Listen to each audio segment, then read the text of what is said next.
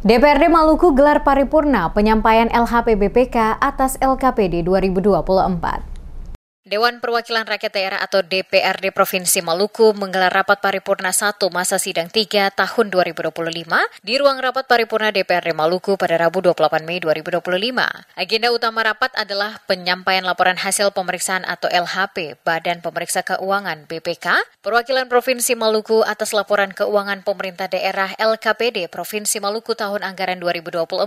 Rapat dipimpin Ketua DPRD Maluku Ben Hurwatubun dan dihadiri staf ahli BPK RI Bidang Keuangan Pemerintahan Daerah Slamet Kurniawan, Gubernur Maluku Hendrik Lewerisa, Wakil Gubernur Abdullah Fanat, para wakil ketua DPRD, anggota DPRD dari seluruh fraksi pimpinan organisasi perangkat daerah atau PD, serta sejumlah mitra kerja pemerintah Provinsi Maluku. Dalam sambutannya, Slamet Kurniawan menyampaikan bahwa pemerintah Provinsi Maluku kembali meraih opini wajar tanpa pengecualian atau WTP dari BPK RI atas LKPD tahun 2024. Capaian ini merupakan kali ke-6 secara berturut-turut yang diraih Pemprov Maluku dalam 6 tahun terakhir.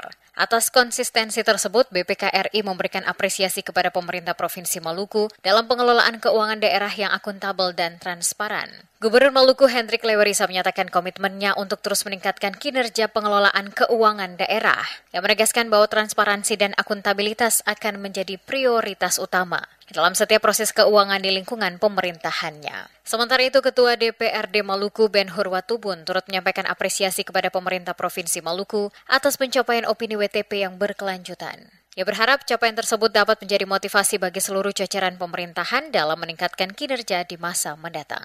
Rapat paripurna ditutup dengan penandatanganan dan penyerahan berita acara oleh staf ahli BPK RI, Ketua DPRD Maluku beserta Wakil Ketua 1 dan 2, serta Gubernur dan Wakil Gubernur Maluku.